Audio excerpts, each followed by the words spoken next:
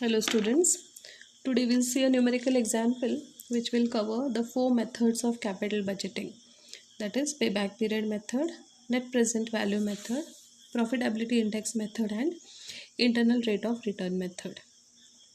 So the example is a company has an investment opportunity costing rupees 40,000 with the following expected net cash flow after taxes and before depreciation.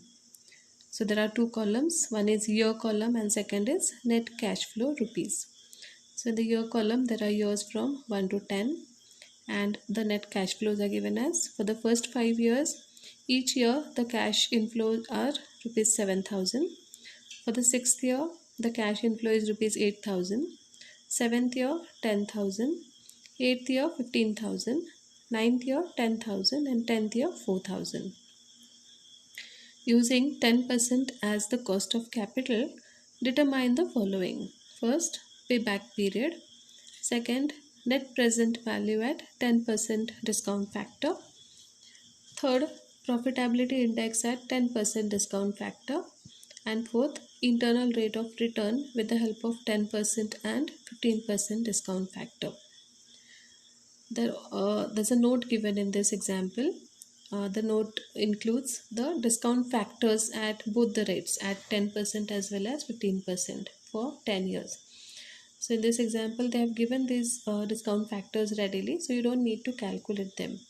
Even if you have to calculate it, I have told you all earlier also that you can use a simple formula. For 10% we have to divide 1 divided by 1.10. Go on dividing it for the number of years. Now in this case it will be 10 years, and for calculating the discount factor of 15% we'll have to do 1 divided by 1.15 for 10 years, and we have to take the first 3 digits. So first we will calculate the payback period. Okay, so for calculating the payback period we need to know the cash inflows as well as the cash outflows. We need to know the time period in which the cash inflows amount will equate the cash outflows or the cost of the project. Now in this example, the cost of the project is rupees 40,000. Then the total cash inflow for the first 5 years will be rupees 35,000. Every year for first 5 years there will be cash inflow of 7,000 rupees. So for the first 5 years the cash inflow total will be rupees 35,000. Now the balance of cash outlay left to be paid back in the 6th year. That means in order to equate the amount of 40,000, 5,000 is the deficit. Okay. Now this 5,000 will be earned in the 6th year. Okay, 6th year this cash inflow will be earned, and during the 6th year the cash inflow is rupees 8,000. So out of this 8,000, the cash inflow of 5,000 will have to be earned. So we need to find out what is the period. If for 1 year you're going to earn rupees 8,000, then for earning 5,000 rupees, how much period will be required? That we need to calculate. So here the payback period is calculated like this. Payback period is equal to first 5 years we will require. Okay, for 5 years we'll get rupees 35,000, and we'll require some months from the 6th year to earn rupees 5,000. So we require 5,000 out of the 6th year's earnings, which are 8,000. We don't require the whole year. We require only 5,000. So to earn 5,000, how much time period is required? That we need to calculate. So 5,000 divided by 8,000 into 12 by 1.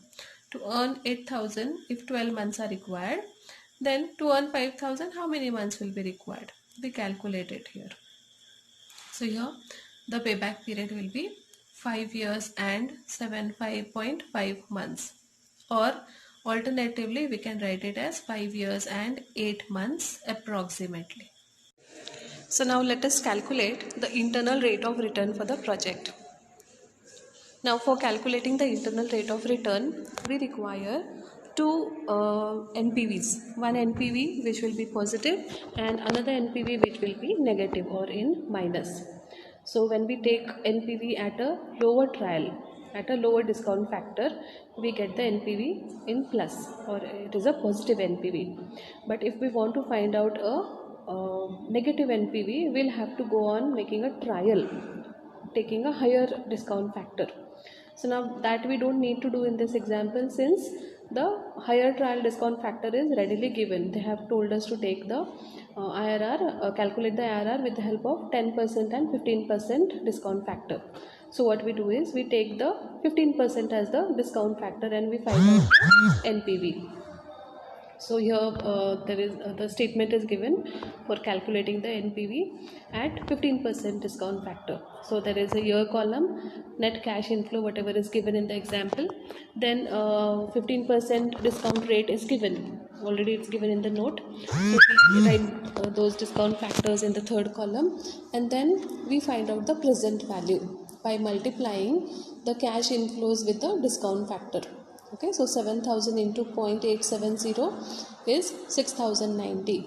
Then 7,000 into 0.756 is 5,292. 7,000 into 0.658, 4,606. 7,000 into 0.572, 4,004. 7,000 into 0.497 is 3,479. Then 8,000 into 0.432, we get 3,456. 10,000 into 0.376 is 3,760. 15,000 into 0.327 is 4,905. 10,000 into 0.284 is 2,840. And 4,000 into 0.247 is 988. So next what we do is we take the total of the last column. We have to find out the total present value of the cash inflows. So that total comes to 39,420. Now in the given example, the cost of the project is 40,000.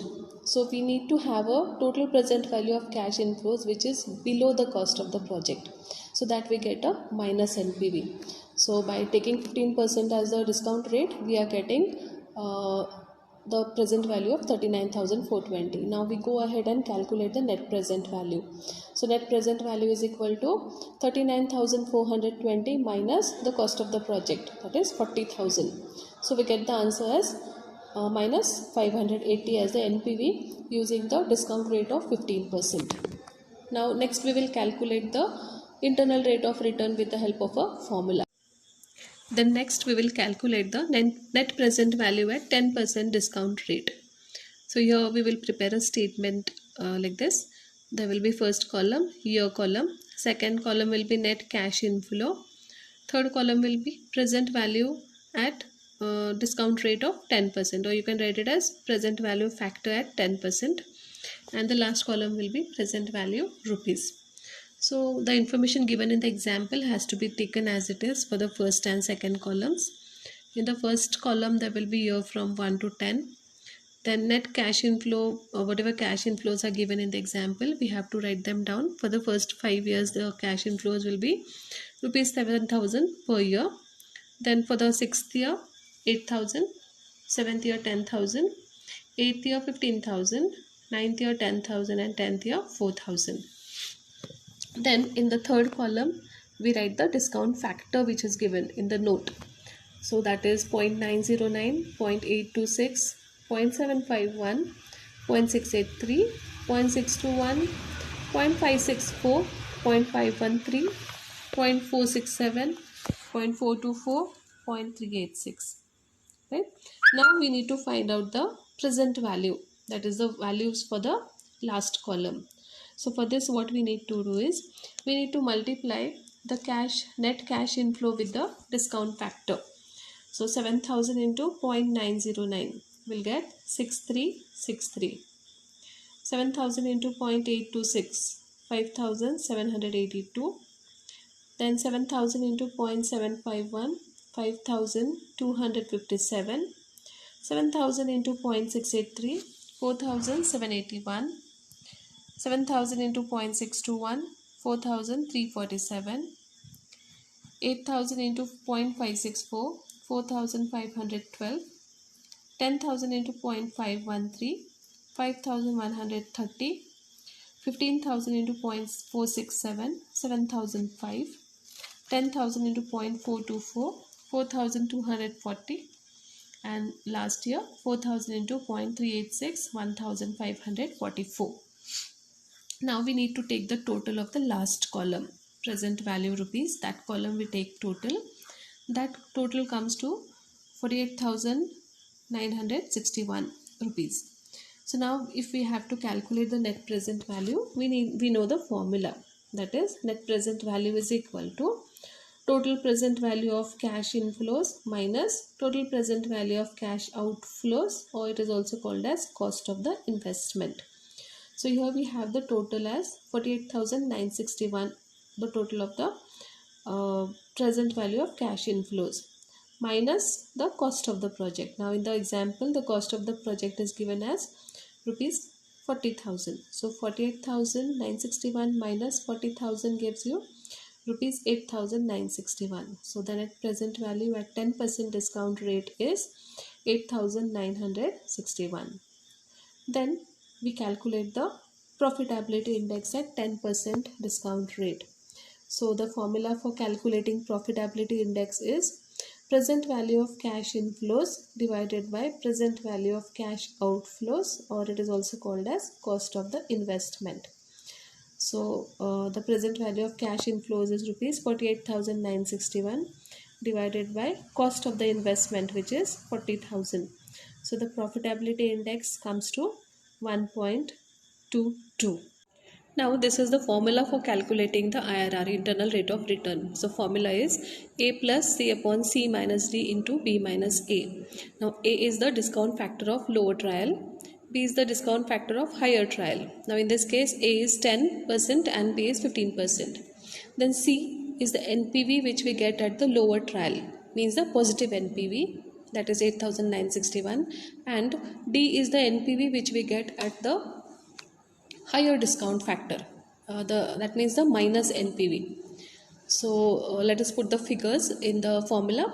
So it will be 10 plus the positive NPV is at 10% is 8,961 divided by again C 8,961 minus into brackets the minus NPV, the NPV which we get at 15% discount factor, so that comes to minus 580 into B is the discount factor of higher trial, that is 15%, 15 minus 10. So that again comes to 10 plus 8,961 divided by, now minus into minus will be plus. So 8,961 plus 580 into 15 minus 10. Then again we come down, it will be 10 plus 8,961. The addition will be 9,541 into 5. Then again we go ahead, 10 plus the division will be 0.939 into 5.